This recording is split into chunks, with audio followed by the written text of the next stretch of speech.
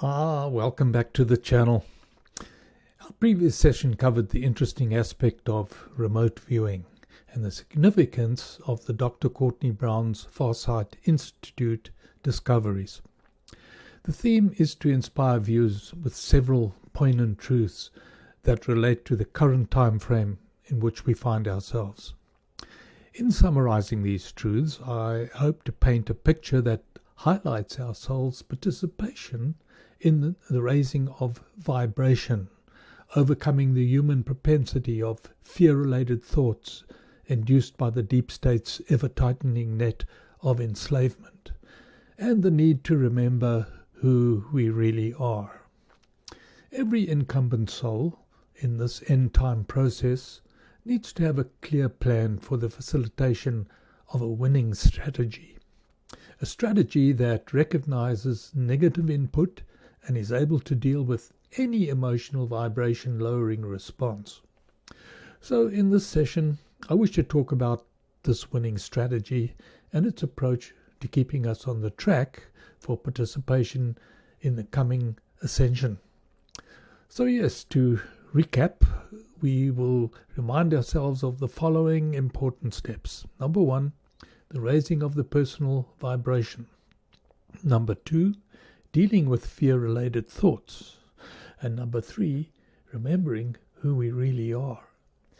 These steps, while reaffirming what we have already learned, will include information I haven't previously disclosed. So please don't tune out because you feel we are just crisscrossing over the ground we have already covered.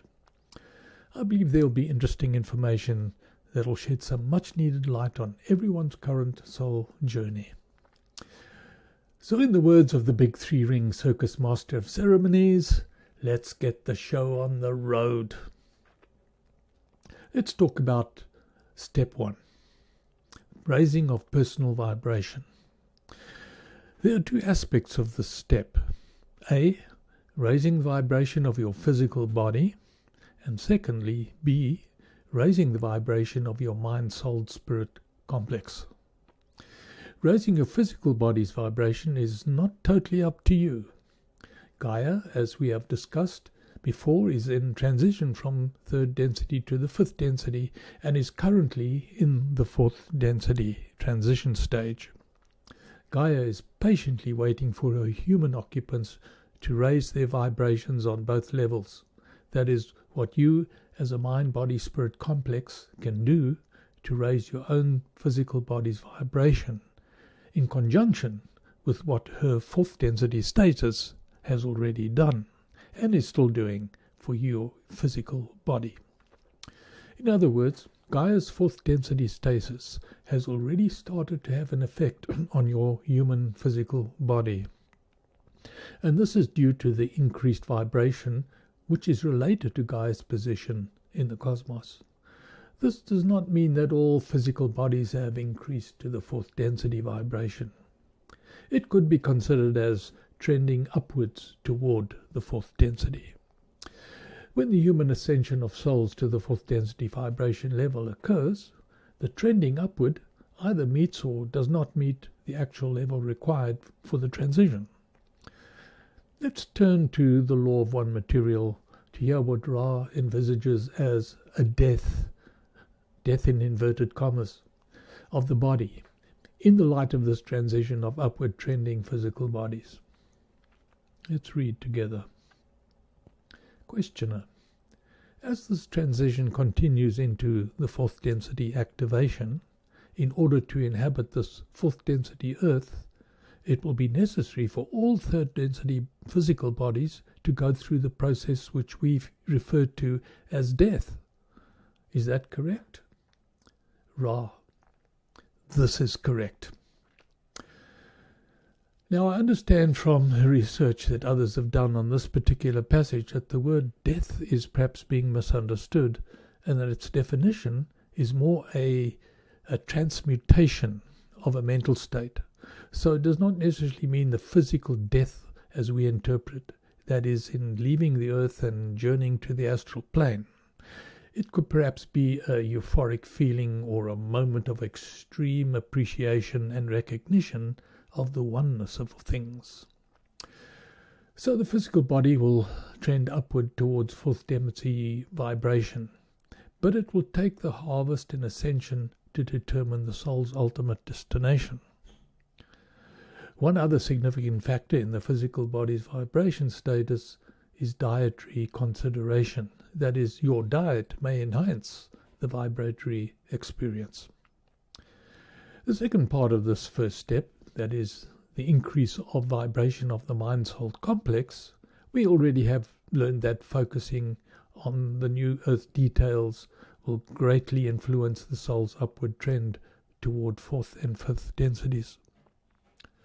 The second step of dealing with fear-related things has been dealt with in previous sessions, so I won't belabor that point any further. The third step, remember who you really are, I feel requires, however, a little more explanation. The reason is related to our human propensity to fall back into the duality trap of thinking, as an individual has to fight against the rest of the world. In this dual thought pattern, we tend to beat ourselves up over mistakes and indiscretions. It's almost as though we, as human beings, don't deserve the opportunity to have these mistakes and indiscretions removed. We feel we should actually pay the price. Or more correctly, allow an outside intervention take care of it for us. This is known as the Redeemer complex, an intervention foisted on us, on humanity, by religion. We have been told that we are sinful and have the need for the outside intervention of a Saviour, so that we will not suffer the final destination of an eternal hell. We have been told that the Redeemer has already paid the price. But in order to validate the claim, we have to believe the intervention to become effective for us. The law of oneness asserts a poignant truth.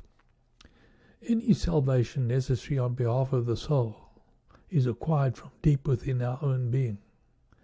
As fractals of Source, we are one with Source, and therefore we co-create the reality that frees us from the tyranny of dual thinking. I'll speak briefly from the position of Christian fundamental evangelical literalism, with which I'm acquainted in light of my 5-decade-long involvement. In the biblical chapter of John's Gospel, chapter 8, Jesus refers to his oneness with the Father. Let's read. Verse 28. When you lift up the Son of Man, then you will know that I am he, and that I do nothing of myself. Verse 31. If you abide in my word, you are my disciples indeed. Verse 32. And you shall know the truth, and the truth shall make you free. John 10 verse 30 says, I and the Father are one. The author of the book of Romans tells us in Romans 8 verse 29 that Jesus was the firstborn of many brethren. That is, that the conception of all other souls as the fractals of Source, God, will also be one with Source. Let's read. Romans 8 verse 29. For whom he foreknew, he also predestinated to be conformed to the image of his Son, that he might be the firstborn among many brethren. Now, I'm not that naive to think this entire explanation will be quietly received by those who are of the evangelical literal persuasion. They will rise up in protection of their belief system that informs them to be the chosen ones whom God has elected to be in heaven. They will immediately withdraw from any form of relationship with those who believe differently and justify their action, and as a reason will cite the preaching of heresy.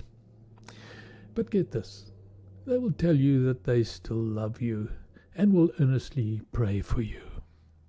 Now, I fully understand this attitude. I too felt this way before my awakening.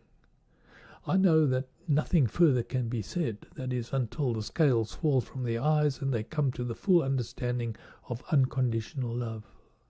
That God would never send 8 billion souls to an eternal destination of lostness for the sake of a few favorites whom he supposedly chose because of their faithfulness.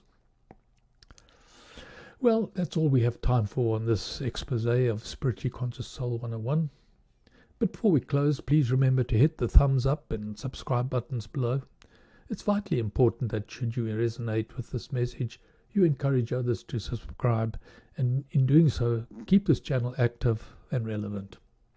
There isn't much time left for us to get the real news out to the world. Remember, the censorship beast is gathering momentum. Should you like to make a comment, you can go to the website listed at the bottom of the screen and use the comment section. Thank you for watching my channel. And be sure to catch up with the latest material on the next viewing of Spiritually Conscious Soul 101.